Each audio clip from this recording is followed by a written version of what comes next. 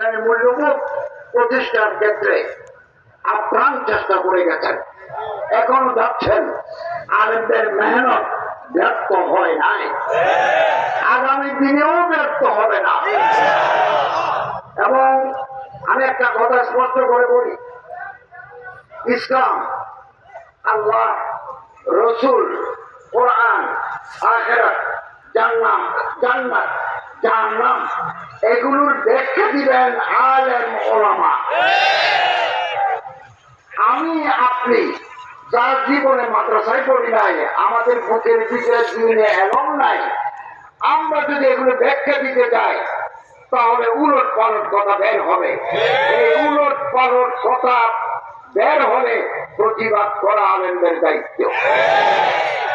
এবং আমাদের যে সিআরপিসি ক্রিমিনাল প্রসিডিউর যেটা আছে, দণ্ডবিধি, এটার অপরাধী হয়ে যাব।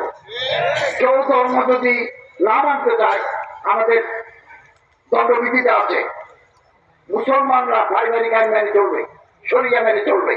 এটা আমাদের পারিবারিক আইন 1961 ইংরেজির ওই বিধানে আছে।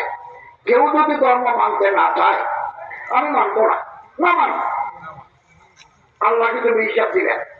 কিন্তু ধর্মকে কটূক্তি করে, ধর্মকে ব্যঙ্গ করে, ধর্মের অপব্যাখ্যা করে জনগণের সেন্টিমেন্টকে উস্কে দেওয়ার ক্ষমতা কারো নাই।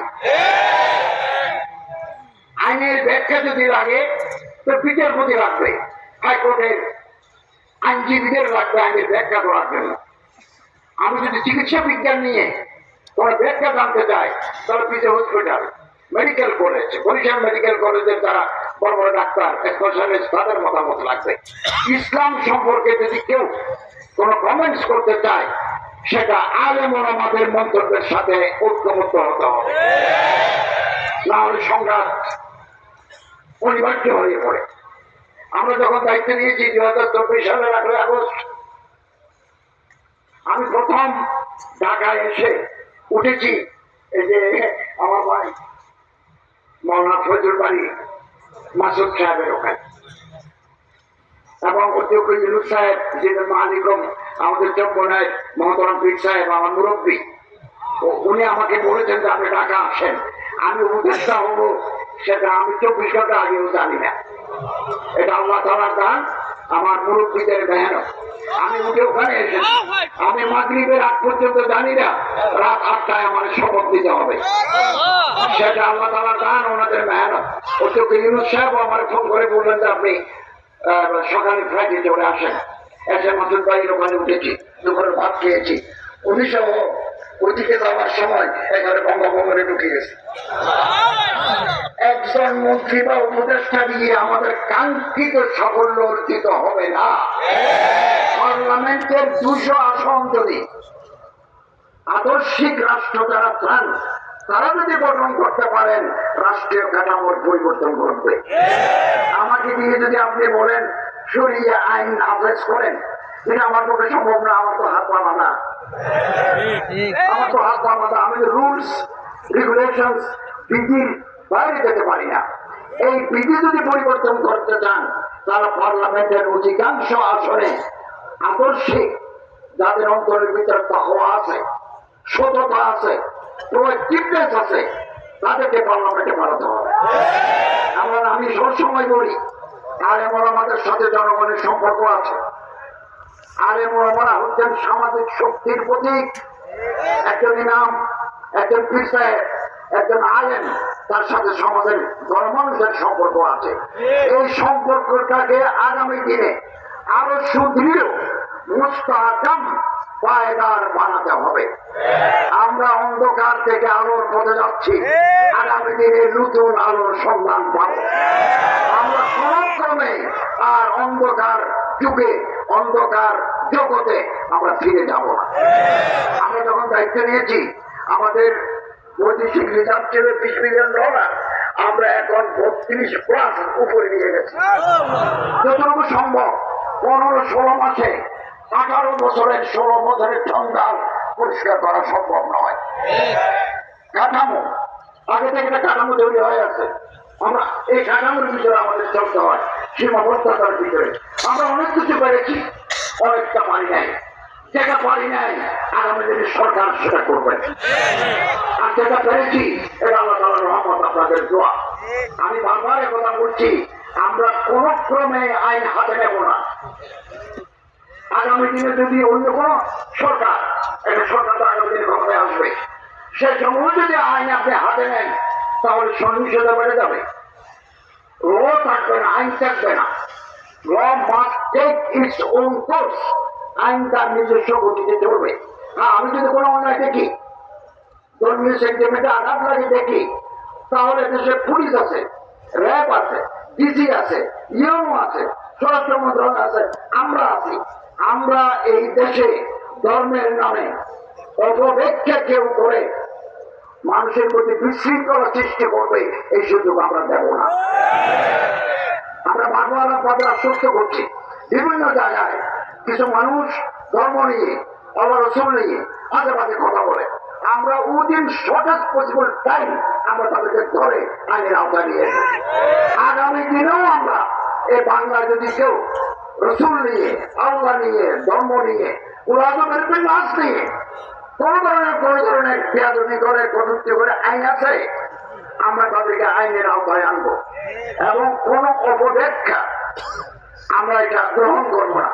আমরা গ্রহণ করবো মূল ধারার হক্কানি, রব্বানি, ওলামা, মশায়েখ, জোহামা, নোকাবা, ওরাফা যারা আছেন তাদের ব্যাখ্যা গ্রহণযোগ্য হবে। আমাদের দেশে বহু মানুষ কোরআন শরীফের তর্জমা করছেন, তাফসীর লিখছেন, এগুলো মানুষের কাছে গ্রহণযোগ্যতা পায় নাই। তাফসীর হযরত ওমর লিখেন নাই, হযরত আবু বকর তাফসীর লিখেন নাই, হযরত উসমান, হযরত আলী তাফসীর লিখেন নাই, তাফসীর লিখেছেন আব্দুল্লাহ ইবনে আব্বাস, তাফসীর লিখেছেন তাবারী, তাফসীর লিখেছেন ইমামউদ্দিন ইবনে কাসীর, তাফসীর লিখেছেন মুফতি মুহাম্মদ শফী রহমাতুল্লাহ, তাফসীর লিখেছেন আল্লামা শফিউর রহমান উসমানী। যে কোনো মানুষ ইংরেজি থেকে আপনি বাংলা করলেন, এই তাফসীর আপনি লিখতে পারেন, এই তাফসীর মানুষ গ্রহণ করবে না। এদেশের মানুষের ধর্মের বিষয়ে অগাধ আস্থা আলেম, ওলামা, হক্কানি, পীর, মাশায়েখের। এবং এই মাঠে এক সময় 5,000 মানুষের সমাবেশ হয়েছে, আজকে 5 কোটি মানুষের সমাবেশ হয়। এটা হচ্ছে দেশের মানুষ সত্যিকারের ইসলাম, সত্যিকারের ইসলাম ওরা গ্রহণ করে, ওরা জানতে চান, মানতে চান, তাদের তাকওয়া আছে। শেষটাতে তারা কাঁদে, শেষটাতে তারা কাঁদে, আহ্বানের গায়ে আছে। এখানে মানুষ আসে দিনের খোরাক পাওয়ার জন্য, এখানে কোনো শিরিক নাই। আমি বহুবার এই ময়দানে বলেছি, এখানে শিরিক নাই, এখানে বেদাত নাই, এখানে মুনকারাত নাই, এখানে খুরাফাত নাই, এখানে সুন্নতের উপর আমল হয়। এবং একটা সুযোগ এসে দেখতে 15 বছর পরে হাতে হাত ধরা, আপনার হাত আমি ধরবো, আমার হাত আপনি ধরবেন, করিমের হাত রহিম ধরবেন, রহিমের হাত আরেকজনে ধরবেন। সুযোগ বারবার আসে না, ঐক্যবদ্ধ থাকতে হবে। কম মজহব से है, मजहब जो नहीं तुम भी नहीं, जज्बे बाहम जो नहीं महफिल अंजुम भी नहीं। 100 বছর আগে আল্লামা ইকবাল বলছেন, আকাশে কোটি কোটি তারা। অবাক করবেন, বলতে সৌদি আরব গেলে ওই যে ক্লক টাওয়ারের উপরে 250 রিয়াল দিয়ে আপনাকে নিয়ে যাবে ফলকিয়াতে জলিয়া। আমি এদিন গেছি, চুক্তি করতে গেছি, যে ওখানে গেছি। ও আল্লাহ, এই যে কোটি কোটি তারা, সূর্যের যে আগুন জ্বলে, হিলিয়াম জ্বলে, এগুলো দেখলে বুক কাঁপিয়ে ওঠে। কোটি কোটি তারা, খেয়ে সাপ, এগুলো টিকে আছে, জ্বলে যাচ্ছে না কেন? জজবে বাহাম, একটা সাথে একটা টান আছে। এই দেশে আমরা যদি খোলাফায়ে রাশিদিনের আদলে একটা আদর্শিক কল্যাণ রাষ্ট্র প্রতিষ্ঠা করতে চাই, তাহলে একে অপরের হাত ধরতে হবে, জজবে বাহাম, একের সাথে একের টান থাকতে হবে। টান যেদিন শেষ হয়ে যাবে সেদিন আমাদের পতন ঘটবে। এবং প্রশাসন, পুলিশ প্রশাসন, সিভিল অ্যাডমিনিস্ট্রেশন, আইনসভা, সব জায়গায় যদি আল্লাহর ডর আছে, তকওয়া আছে, দিনদার পরহেজগার মানুষ এই রাষ্ট্রীয় ক্ষমতা অধিষ্ঠিত না হয়, তাহলে বারবার আমরা ভুল করবো, বারবার আমাদের জন্য দুর্যোগ নেমে আসবে। অতএব স্বপ্ন মানুষকে বাঁচিয়ে রাখে। আমি তো মনে করি ফেব্রুয়ারির প্রথম দিকে নির্বাচন হবে, এটা আমাদের শর্ট টার্ম প্রজেক্ট। আমরা চেষ্টা করবো, এদেশের মানুষ চেষ্টা করবে সুষ্ঠু, অবাধ, নিরপেক্ষ, ইনক্লুসিভ একটা নির্বাচন দেওয়া ছিল। সরকার আন্তরিকতার বিলকুল অভাব নাই, কিন্তু কেন্দ্র পাহারা দেওয়া, সুষ্ঠু নির্বাচন সম্পন্ন করার দায়িত্ব আপনাদের। আমরা আমাদের গভর্নমেন্ট, প্রফেসর ডক্টর ইউনূস সাহেবের সরকার আপনাদের পাশে আছে। আপনারা প্রতিটি কেন্দ্রে থাকবেন, যার ভোট যিনি ইচ্ছা করবেন সে প্রতীকে দিবেন। কেউ যেন ব্যালট বাক্স চিন্তা করতে না পারে, একজনের প্রাপ্ত ভোট আরেকজনের যেন নিয়ে পালিয়ে যেতে না পারে। গভর্নমেন্ট 100% সতর্ক থাকবে, তার ল এনফোর্সমেন্ট এজেন্সি দিয়ে আপনাদের উপর থাকতে হবে। তো আল্লাহ তাআলা আমাদের তৌফিক দান করুন। আগামী দিন যেটা আসবে আমরা অপেক্ষা করছি, একটা সুন্দর নির্বাচন হবে। নির্বাচনের পরে আমরা আমাদের পুরনো ঠিকানায় ফিরে যাব। এবং আমাদের প্রফেসর ডক্টর ইউনূস সাহেবকে আমি জিজ্ঞাসা করেছি, স্যার আপনার পরবর্তী কি নির্দেশনা? তিনি বললেন আমিও নির্বাচন দিয়ে আমি আমার কাছে ফিরে যাব। আমরা আগামী সরকার যারা গঠন করবেন, যারা আসবেন সুষ্ঠু নির্বাচনের মাধ্যমে, আমরা আশা করব তারা আমাদের অসমাপ্ত কাজগুলো সমাপ্ত করবেন এবং জনগণের আশা আকাঙ্ক্ষা দ্বারা পূরণ করবেন। কিছু অসুবিধা তো থাকেই, সব সময় থাকে, আমাকে কেউ গুরুত্ব দিল না, তাতে কিছু আসে যায় না। আমি সমাজে এমন অবদান রাখবো, গুরুত্ব দিতে তারা বাধ্য হবে। এই গুরুত্ব আমাকে তৈরি করতে হবে। আমাকে মানুষ গালিকে মাঝে মাঝে কথা বলে, আমি এগুলো দেখি না।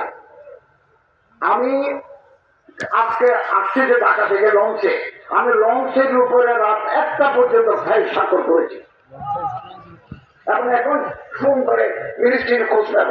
আমাদের আপনি 24 ঘন্টা কাজ, 9টা 8টা 4টা কাজ কর। এইরকম পার্লামেন্টে আপনি যদি আলেম বানাতে পারেন, মন্ত্রী বানাতে পারেন, সচিব বানাতে পারেন, দেশের চেহারা পাল্টে যায়। ওই দিন আমাদের অপেক্ষা করতে হবে। এটা হতে পারে ফেব্রুয়ারি, হতে পারে আরো পরে, হতে পারে 2030, 2050। সাহস হারালে চলবে না, সাহসের উপর ভোট দিয়ে আমাদের এগিয়ে যেতে হবে। আল্লাহ আমাদের তৌফিক ওয়াল মুওয়াফাক ওয়াল মুঈন। আসসালামু আলাইকুম।